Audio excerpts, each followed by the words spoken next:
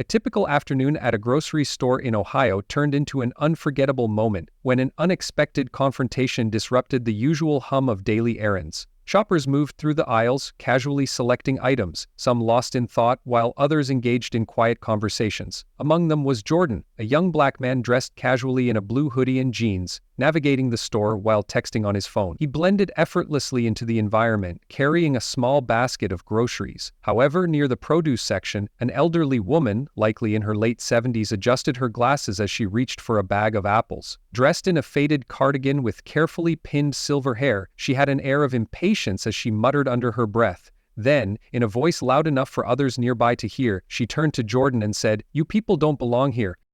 The words cut through the everyday noise, sending a ripple of tension through the store. Jordan froze, his fingers hovering over his phone as he processed what he had just heard.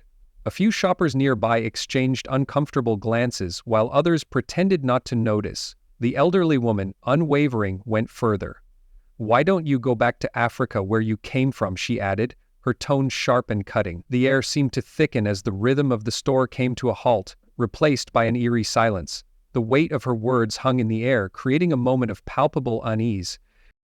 All eyes turned to Jordan, waiting for his response. Would he lash out? Walk away? The tension was undeniable, and for a brief moment, the store stood still, bracing for what would come next. Jordan stood frozen for a moment, his fingers hovering over his phone, as the elderly woman's words settled over him like an unexpected storm. The weight of her statement pressed down on him, but instead of reacting immediately, he took a slow, measured breath. His face remained unreadable, his posture steady, as if he was carefully considering every possible response. The elderly woman, still clutching her apples, did not waver. Her stance was firm, her expression defiant, as though she expected no challenge. The tension in the air was thick, pulling the attention of every nearby shopper. A young mother quickly guided her child away, while an older man near the potatoes looked nervously between Jordan and the woman, unsure of what would happen next. The moment stretched, the silence heavier than words. Jordan could have yelled, he could have stormed off, he could have thrown the insult back at her, but instead he did something that caught everyone off guard. He chose calm. Straightening his posture, he shifted his grocery basket to his other hand, his presence growing stronger, not with anger but with quiet resolve. When he finally spoke, his voice was steady and deliberate, cutting through the thick atmosphere. "Ma'am," he said, his tone reflective rather than accusatory, "do you even realize what you just said?" His words weren't aggressive, instead they seemed to offer her a moment to consider the weight of what she had just uttered. But the woman showed no sign of reflection. She lifted her chin and scoffed, her voice rising. "I said what I said. This is my country. People like you don't belong here." Gasps rippled through the store. A young woman near the bread aisle covered her mouth in shock, and the low murmur of the gathering crowd grew louder, yet Jordan remained composed. He didn't move closer, he didn't raise his voice. Instead, he let the moment breathe, allowing her words to settle in the ears of everyone around them. Then, nodding slowly, he responded. "All right," he said, his voice still calm. "Let's talk about that. Since you brought it up." The store braced itself. A storm was coming, but it wouldn't be the kind anyone expected. Jordan wasn't going to meet ignorance with anger, he was going to dismantle it with truth. Jordan stood firm, his eyes steady as he looked at the elderly woman. The weight of her words hung in the air, but instead of reacting with anger, he chose a different path, one that would leave a lasting impact. He took a deep breath, his posture straightening as he let a moment of silence stretch between them. Then, in a calm yet powerful voice, he began to speak. "You said I don't belong here," he said, his words deliberate. "But let me tell you something about where I come from." The store, once bustling with activity, had gone completely silent. Every shopper nearby was now watching, listening, drawn in by the quiet strength in his voice. "My great-great-grandfather was born in Mississippi. He was a sharecropper working land he didn't own, breaking his back so his children might have a better future. His father was a slave, kidnapped, beaten, and sold like property. And for what? To help build the very country you're standing in." The elderly woman's lips tightened, but she said nothing. The crowd, however, was transfixed. A man near the dairy aisle who had been looking at his phone put it down. An older couple whispered to each other, but never looked away. "My grandfather," Jordan continued, "fought in World War II. He risked his life for a country that treated him like he didn't belong when he returned. He couldn't sit at the same counters, couldn't drink from the same fountains.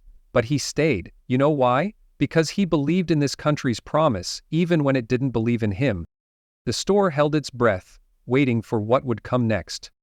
The tension in the store was palpable as Jordan's words settled over the crowd. The elderly woman who moments ago had spoken with such certainty now stood motionless, her face unreadable. The air was thick with expectation. How would she respond? But before she could speak, a middle-aged man in a baseball cap stepped forward, his voice breaking the silence. "He's right," the man said, his tone firm, yet filled with regret. "We've got to be better than this." His words acted like a spark. A woman near the frozen foods aisle nodded solemnly. "My dad fought in that same war," she said softly. "He always told me the only color that mattered was the red on the flag." The murmurs grew, shifting from discomfort to agreement. A young cashier at the front of the store, no older than 20, called out, "I've never seen anyone handle something like that so gracefully, thank you." Jordan remained composed, his presence commanding without force. The elderly woman clutched her cart, her expression now uncertain. She opened her mouth as if to respond, but the words caught in her throat. Her posture, once rigid with defiance, seemed to waver. She finally spoke, but her voice was quieter, almost hesitant. "I didn't mean," she started, but stopped herself. Jordan met her gaze, his expression softening. "It's not about what you meant," he said gently. "It's about how it came across. Words matter, actions matter even more." A slow clap broke the silence. It started hesitantly but grew, filling the store with a sound that was undeniable. The moment had passed, but its impact would linger far beyond that grocery aisle. Later that evening, Jordan sat across from his father at the kitchen table, recounting the day's events at the grocery store. His father, a man of few words, listened intently, his eyes filled with a mix of pride and concern. When Jordan finished describing the encounter, his father nodded thoughtfully. "You did the right thing, son," he finally said, his voice steady and wise, "not just for yourself but for everyone who was watching. People like her may not change overnight, but you planted a seed. That's all you can do sometimes, plant the seed and let it grow." Jordan felt the weight of his father's words. He realized that while the confrontation had been uncomfortable, it was necessary. Ignorance doesn't change unless it's confronted, and silence only allows it to fester. Across town, in her quiet dining room, the elderly woman sat staring at her untouched plate of food. Jordan's words echoed in her mind, cutting through the layers of her long-held beliefs. She thought about her grandchildren, about the world they were growing up in, and for the first time, she felt a pang of doubt. In the days that followed, the story of what had happened at the grocery store spread through the neighborhood. People talked about Jordan's calm response, his dignity in the face of hate. His actions sparked conversations that had long been avoided, bringing issues of prejudice and respect to light. Jordan, meanwhile, didn't seek attention for what he'd done, yet strangers approached him with gratitude, sharing their own stories of resilience and hope. His quiet stand had rippled through the community, leaving a lasting impression. Even the elderly woman, though not immediately transformed, began to question her assumptions. Sometimes, a single moment of courage is all it takes to spark meaningful change. In the days following the encounter, the story of what had happened at the grocery store spread throughout the neighborhood. People shared it in conversations at coffee shops, at church gatherings, and in casual exchanges on front porches. It became more than just an incident. It became a lesson.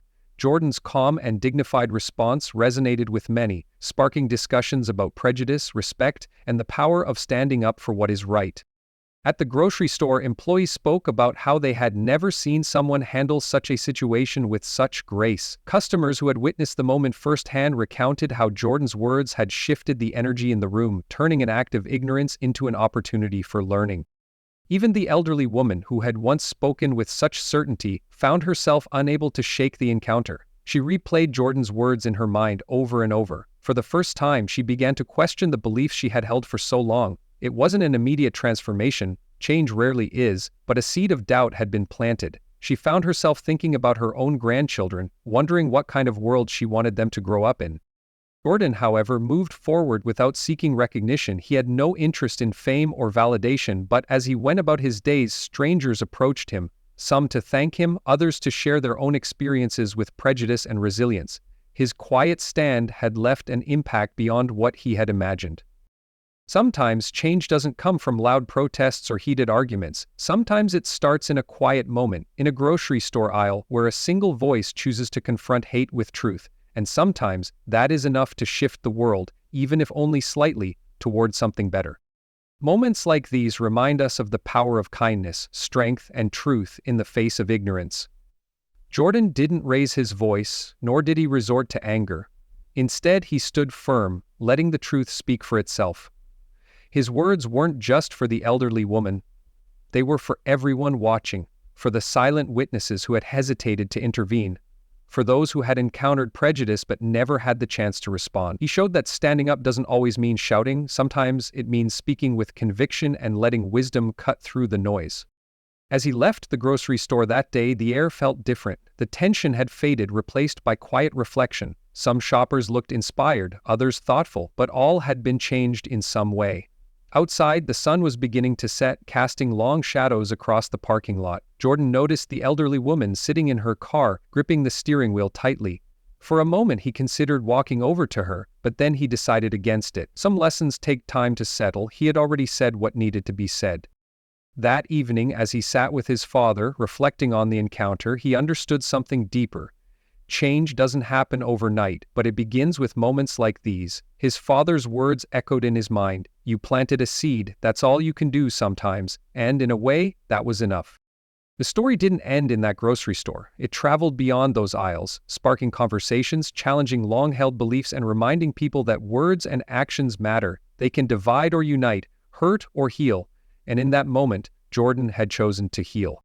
One of the most powerful lessons from this story is that how we respond to ignorance can shape not only our own dignity, but also the understanding of those around us. Jordan chose patience over anger, wisdom over confrontation, and in doing so he turned a moment of division into an opportunity for reflection. For many older adults, this lesson is particularly meaningful. Over a lifetime we have seen the world change, some for better, some for worse, but one thing remains constant: the power of words. The things we say, whether in frustration or habit, can have a profound impact.